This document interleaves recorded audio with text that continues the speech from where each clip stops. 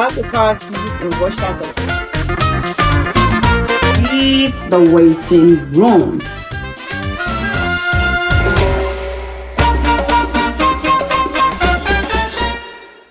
Hello there, you are welcome back. Thank you for joining me again today. But if you're joining me for the first time, I would like to introduce myself. My name is Adiola, and this is Olabooks International, where all we do here is books, writing, reading, reviewing, and books. So, in the last two videos I have dropped, I was reading The Waiting Room, the very first book that I published, and I will conclude the reading of the story today. But before I start to read, I would like to share with you some of the reviews that The Waiting Room has on Amazon. And I will also drop the link in the description below so you can go there and read all the reviews yourself. It's not a lot of reviews, but just a few reviews. But I am so happy because as an author, I saw that people read my book. They really liked what they read. And they took their time to put a few sentences together about the book, and that I really appreciate. Now, if as an author you have received an unfavorable review, maybe more than one, maybe a lot of them, I want you to read through every comment as an author, because that is something that will help you to improve. If whoever has dropped the review has reviewed honestly, because that is what we all want, honest reviews, you will go through it. If there is something you need to fix, you can fix it and bring the book back in the markets. You know, I listen when people talk, and that is why The Waiting Room has been repolished and is back out, because like I said in the last video, it did not have the translation, but now it has the translation, and I have, added some other things that I've had people say to me. I'm talking too much. I will go straight into the reviews. Now I will read to you some reviews from the United States. P.P. Ramirez, he says, too engaging and interesting place. I enjoyed reading and thinking about the two plays, The Waiting Room and The Christmas Present, included in this book. They are short plays, but they are very well constructed, with interesting characters and situations. Some readers who may not like text loaded with religious issues may feel uncomfortable with this book, but for me, it was a very good read. I like that. Another one, AB, insightful. Sometimes one gets so much preoccupied with the mundane things in life that they end up ignoring the greater things.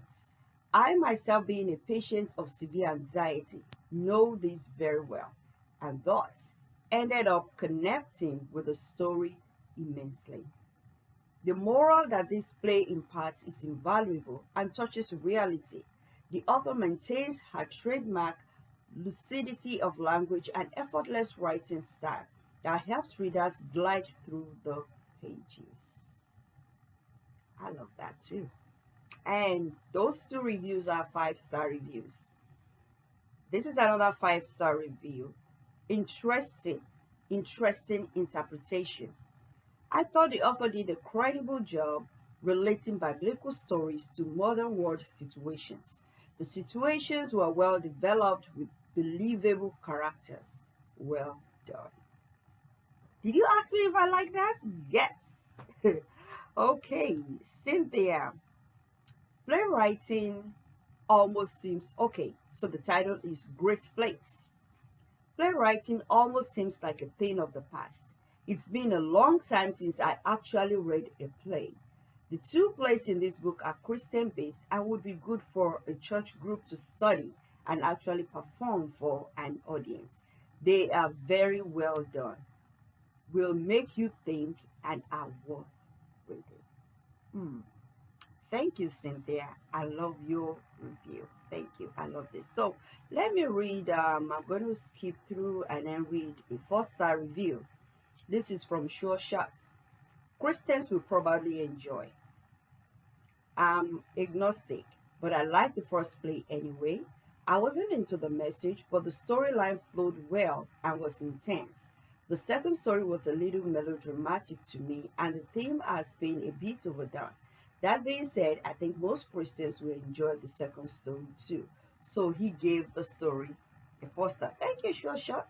Well, like I said, everybody have different perspective, and you can tell that this person is not a Christian, and it is already written boldly on the back cover of the book that these are Christian plays. So he read it and he still give it a 4 star, even though he's not a Christian. I like that. So I will stop reading the reviews here because I need time to finish reading the book today. But I have dropped the link in the description below. You can check it out and read all of the reviews. I am so happy with what I have seen so far. So be encouraged if you are looking towards publishing your book, okay? And I'm sure the time you put into it will not be a waste. People will love it. They're just waiting for you to write, publish, and they will read your book. All right, so I will continue reading The Waiting Room, and I will continue reading from scene 10. That was where I stopped. I stopped reading scene 9 the last time. Let's see what happens. Gideon walks in, followed by his wife, Pat. Pat, where do you think you are going? You cannot walk out on me. I demand an answer from you. Gideon, and what is the question? Pat, who is Ruth? Gideon, she is my wife. Pat, what's your wife, you mean? Gideon, whatever you say. Pat, you mean you lied to me? You told me you divorced your wife? Gideon, now you know the truth. Pat, you played on my intelligence. You lied to me. Gideon, you have breached the contract when you started asking me for the intimacy I did not bargain for. What did you want me to do? Pat, are you saying it is my fault you did not divorce your wife and you married me? Gideon, we arranged my marriage to you.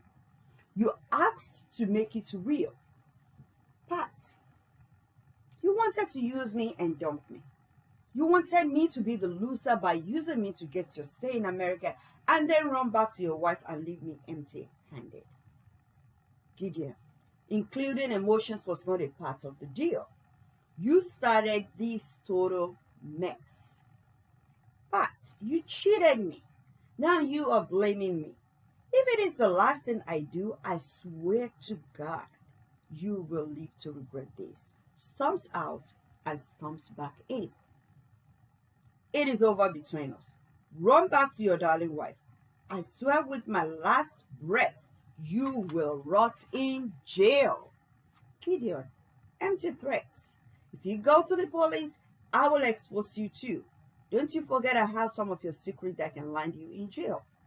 Pat, if that's how it works, I will not make a report. But you will pay with heavy sweat. That was a big threat. Scene 11. Narrators come back on stage. Narrator 2. Both Ruth and Pat left Gideon. Narrator 1. I see. But with Abraham, he did not marry Hagar. He got Hagar pregnant because his wife wanted it. Narrator 2. You are right. Ruth was not interested in becoming an American citizen, but thought that if she had prayed over her husband's decision to go to America in the first place, she would have saved her marriage. To them, going to America sounded like the greatest thing that could have happened to them. She forgave her husband after he pleaded with her. She took him back. They had their babies, but the woman and the children from the other marriage were thorns in their flesh for the rest of their lives. Those were not empty threats. Narrator 1. So the lesson is, stay in the waiting room for God's manifestation. God can never be late. Narrator 2. No, maybe Gideon should have waited for the right time to travel abroad with his wife. Maybe he should have gone back to Nigeria after 6 months. Maybe, just maybe. They would have had their own children without thorns in their flesh. Narrator 1. On second thoughts, did Ruth go back to Nigeria? Narrator 2. No, she came in with a student visa, got a work permit, and the company that hired her filed for her. Eventually, she became a permanent resident. Narrator 1. How gracious can God be? Narrator 2. If only Gideon had waited, he would have received the same opportunity his wife got because they were writing the qualifying test every year. He would have passed too. Narrator 1. That leads me to my story, a story like that of Isaac's family. Narrator 2. It's getting dark. Why not tell me your story tomorrow? Narrator 1. Tomorrow then, drums, they leave the stage. Blackout. The end. So, that was the waiting room. I hope you liked the story. And I quickly want to say something about what narrator 1 said on page 27. He said, so the lesson is, stay in the waiting room for God's manifestation. God can never be late. What is that thing you're waiting on God for? What is that thing that has got you so moody that you think about day in, day out? I want to assure you that God can never be late. As you have heard from the reviews, and if you had listened to the story from the beginning to the end, you would know that I've read a Christian story. And it is based on the story. We know that I have read a Christian story. And as a Christian, I want you to hold on to God on whatever it is that is bothering your mind. And if you're not a Christian, I just want you to work on patience. Be patient. And believe that whatever you are looking for, you will eventually get it. Don't ever rush. Don't make a rash decision. Don't do things because other people are doing it. Do things because you want to do it, and because you are being patient, and because you believe in what you are doing. Gideon nearly messed up his family. He was looking for a greener pasture, and I do not blame him for that. Every man wants to make sure he's capable of supporting his family. And whatever means, whatever they see that can help them to earn more income, they want to do it. That was what Gideon went out for. And that to me is awesome. Thinking as a man to bring more money, more comfort into the family. But he was not patient enough. He did not wait on God. He went through a crooked means. And that almost messed up his family. Good for him that his wife forgave him, but they had a thorn in their flesh for the rest of their life. So let us all learn from this story. Let us all learn from the story of Abraham. Let us stay focused and hold on to what we believe in. The Lord will help us. Well, I'm done with the waiting room, and next week I will come to you with another book. Stay tuned to this channel. If you love what you have heard, what you have seen today, I would like for you to hit the like button, to subscribe, share the video, and hit the notification bell so that the next time I drop another video, you will be notified. Thank you once more for staying with me. Until next time, have a fantastic, fantastic time. Bye.